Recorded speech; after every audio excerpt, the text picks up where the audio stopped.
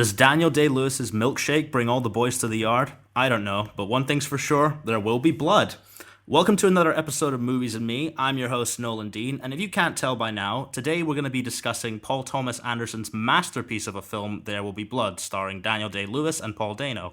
But of course, this show would be nothing without its incredible guests, and joining me to help discuss this movie, you know her from the Odd Shape panel, being a frequent fighter on Fan Friction, and she pulls off a killer Cruella de Vil cosplay.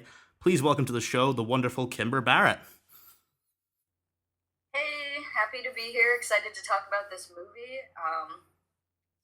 Basically I'm ready. It's a perfect movie in my opinion.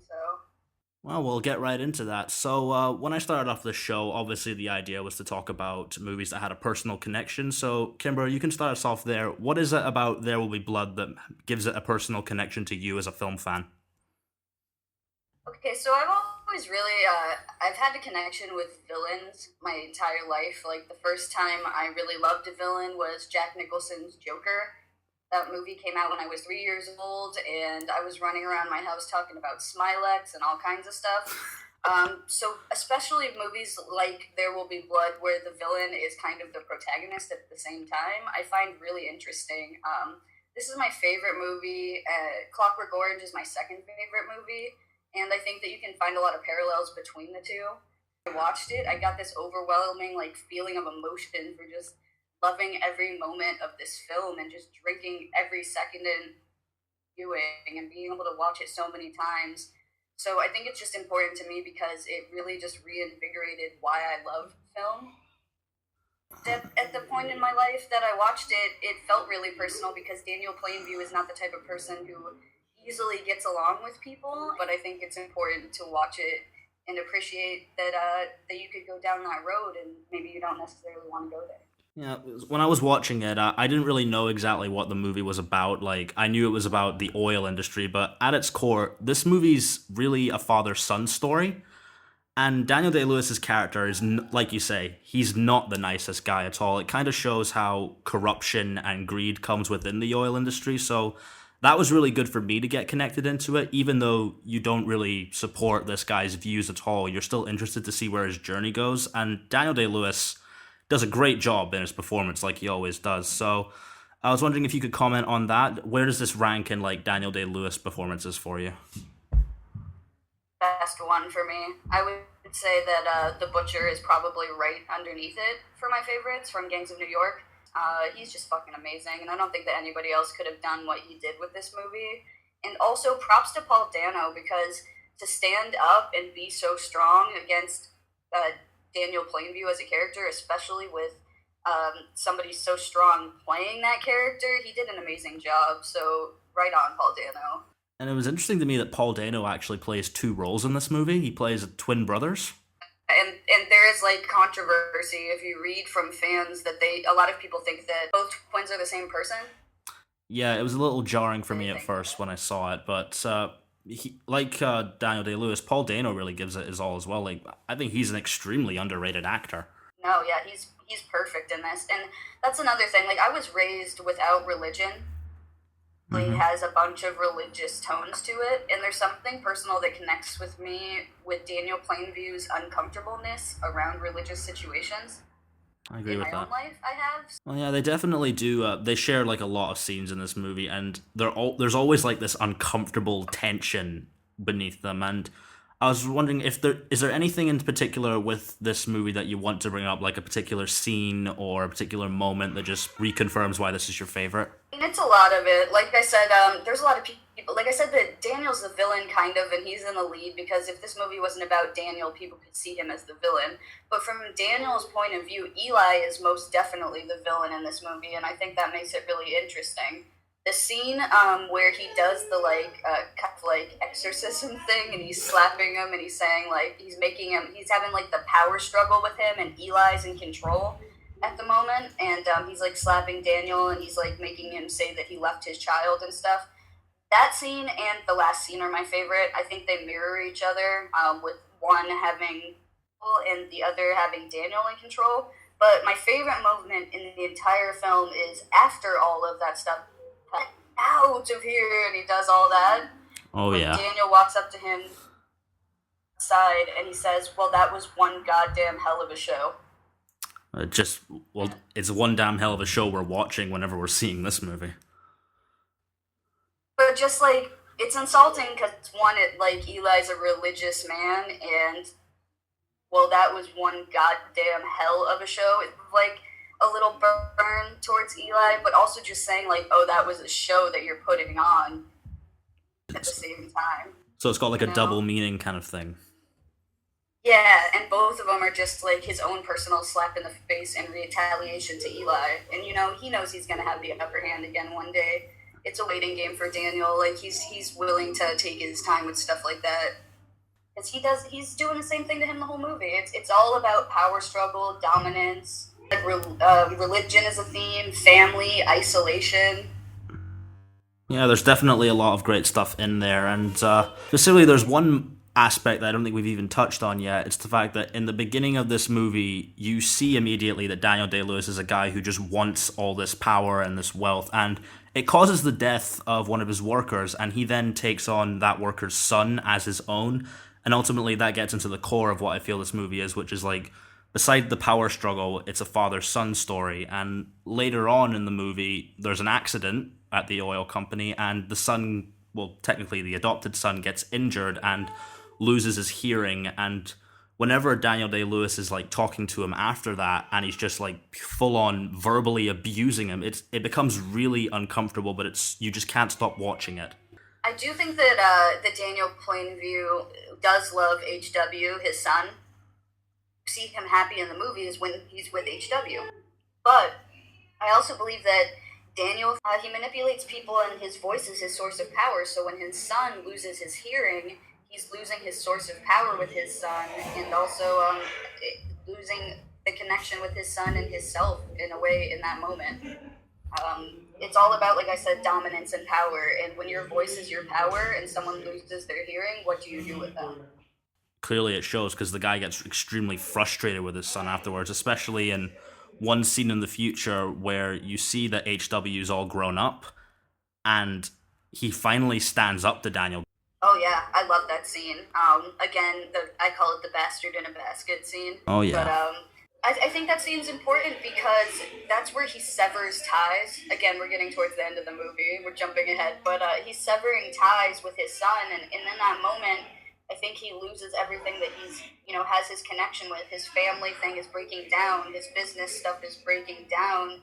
He's losing all of his power, and I think that's why when he gets to the conclusion with Eli, he's at the point where he can do what he, ultimately does. And, spoiler alert, but take Eli's life. I think if the stuff hadn't gone down with HW, he wouldn't have been in a point where he felt like he had nothing to lose. Yeah, and that scene in particular, it'll throw you for a loop if you watch it without seeing the rest of the movie, because I've seen people Google it because of one particular line that Daniel Day-Lewis says. At first, when I saw this, I didn't quite know what to make of it when he was like yelling, I drink your milkshake, but now as you're talking about it, I see that's more of like a power struggle thing within him as well. Like he's trying to show dominance over Eli's character, and Eli even calls him out on it. He says, "Stop bullying me," because at this point he's gone so low, he's just become a complete bully. He's no longer a guy with power. He's no better than a guy shoving someone in a locker down a school hall. Yeah, and he's done stuff like that. You've seen him be violent with Eli, like earlier in the film and stuff too, but you cannot say that you don't believe that Eli was asking for it.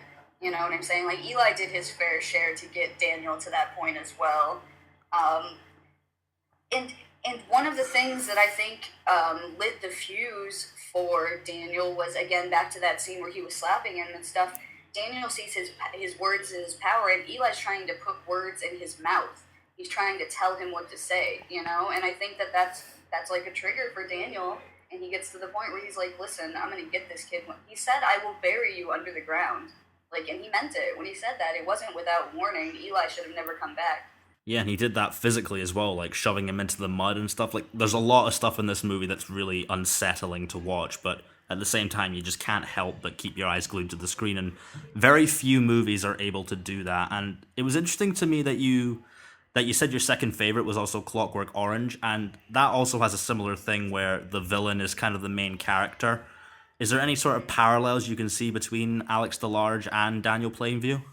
Parallels I can see between these movies for sure. I believe Paul Thomas Anderson has said that There Will Be Blood was his like love letter to Kubrick, and you can feel it in the cinematography. It speaks of many Kubrick films. It's beautiful. The music also I'm a big fan of in There Will Be Blood. It has almost this weird like discordant note thing that reminds me of like The Shining or something. Beautiful. But Daniel Plainview and Alex are very different like characters. Daniel's definitely more like in control of his situation, and Alex is like speaks to the chaotic. Like he does things just to see the world burn, much more like the Joker or Moriarty or something like that. But I think Daniel's like thing is just very personal. The only people you see him, people who are very close to him. The guy who pretends to be his brother, Eli, who does become close to him, and the closer he gets, the more he hurts him. But I think Alex, he wants to hurt people who don't know anything about him. So they're almost like complete opposites, but in a way they kind of, again, mirror each other. Like I could see it influencing it, but they're very different at the end of the day, almost complete opposite type characters. Yeah, I can definitely see where you're coming there. And since you brought up the cinematography, which in this movie is completely gorgeous, by the way, it's like looking at a painting.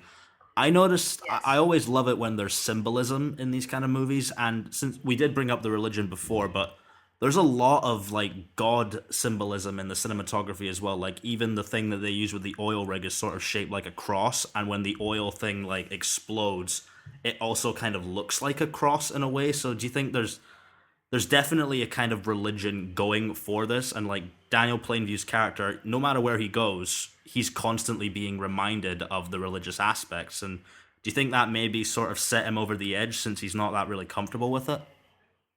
I don't know if it set him over the edge, but I think it's definitely like intentional in the film.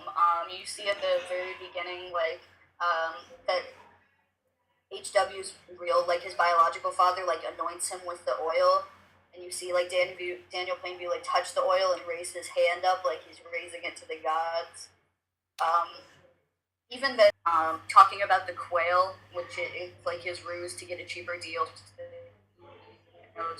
He's right across his shoulders, kind of carrying across the way that it looks visually. Um, I yeah, so I think it's always like hanging heavy on you. But I don't know if that's meant to like be for Daniel Plainview himself or for the audience. You know? Well, it gives you both an audience experience and a character experience. Is there anything else in this movie that you want to bring up that sticks out to you? Yes. The last scene I want to talk about a little bit. Which is great. My favorite last scene, I think, in a movie ever of all time. It's so satisfying. Just this movie builds and builds and builds and has this amazing, brilliant tension. Did you notice that the first like 5 minutes of the movie didn't have any dialogue? No, it was all silent, and I kind of loved that because it was like visual storytelling. Yes, it's beautiful. Like I didn't even notice it the first time I watched the movie that it took so long to get that. But like just even from that first silent beginning throughout the entire movie, it's just building and building and building, and then you get this huge explosive scene at the end where you genuinely the first time you watch it, you don't really know exactly like how things are gonna play out. But I love the drink your milkshake stuff. I love the drainage, like all that. It's top notch acting from the two of them. And then when he starts like throwing the bowling pin and stuff, like I was terrified. Like that's scary. I've always wanted to get a bloody bowling pin tattooed on me, and I will do that one day. But my favorite moment is at the very end. The last thing, Daniel Plainview kills him. He kills Eli Sunday. He sits on the floor and he says, "I'm finished." And with again with the theme of Daniel's voice being kind of the voice of God, it's almost as if he's allowing the film to end, like giving it permission to end. And I think that's just really beautiful and perfect. Like I love that about this movie. Movie almost like okay, I'm finished. Yeah, I never really thought of it as like a fourth wall breaking thing, but now that you bring that up, that completely makes sense with his character. Like, I thought the I'm finished thing could also be something like this character's just well, because by the end you can see Daniel Day Lewis has almost become completely insane. So I thought the "I'm finished" kind of meant like I'm done. This thing has driven me crazy, and he's kind of accepted his situation at this point. I think it's both. Yeah. But I think that for like Paul Thomas Anderson to make it that choice, it's almost like I guess like he's speaking through Daniel and saying like, okay, Daniel gives you permission for this movie to end, like because he is in control. Like it's a control thing, and that's the ultimate control for him to be like, I'm finished. This movie can end, basically. Not so much like as a conscious like fourth wall breaking thing, but just as an audience viewer, like as a viewer in the audience, like I understood that that's what that meant, you know. And I just think this movie's fucking beautiful. Like I know that some people think it's overrated, but I don't know if they're watching it the same way that I am. When people call stuff overrated, like it's the ultimate thing of showing that all film is subjective. Like I could imagine you could rewatch this movie quite a bit. Oh, I have. At least once a year. At least once a year. Yeah, that's the same with a lot of favorites. Now, I've included a new feature here where I want you to imagine that I have never seen There Will Be Blood. You know, imagine a world where that's happened because, I don't know, it's kind of a hard scenario, but what do you say to me to get me to watch this movie immediately? Beautiful cinematography, amazing. Some of the best acting of our time. I think this movie is going to be considered a classic. And I don't know, just interesting. Nothing else like it. Perfect movie in my opinion. I wouldn't change a thing about it. And with that, I think that's a great thing to go off on. I think that'll wrap us up for this episode of Movies and Me. Kimber, thank you so much for taking time to join me on this. It was great having you on. Is there anything you want to plug, and where can the people find you? Yeah, of course. You can always tweet me, you guys, especially if you want to talk about this movie, because, again, it's my favorite movie of all time, and Paul Thomas Anderson is a genius. I'm a huge fan of many of his films. And you can tweet me at Kimberbatch_OSP about that and anything else. You can also catch us on Odd Shape Panel. We do live shows every other week. And I'm not sure exactly what we're doing for the next one, but we're kicking around some good ideas. And if you have any ideas, again, tweet me. And I think that's about it. Yeah, I've been on Odd Shape Panel quite a few times because you invited me to come on your Harry Potter one, and I've been on almost every one since. It's great fun. I implore anyone, if you're listening to Movies and Me, please go check out Odd Shape Panel. They're doing some really great stuff. And as always, if you want to continue the conversation, please leave a comment below or use the hashtag Movies and Me and tweet both me and Kimber. Ask us what we thought about the movie. Let's get this thing going. And next week, we will be journeying into the merry old land of Oz as I bring in Mr. Raul Rodriguez to discuss The Wizard of Oz. So look out for that. And if you like this, you can hit the subscribe button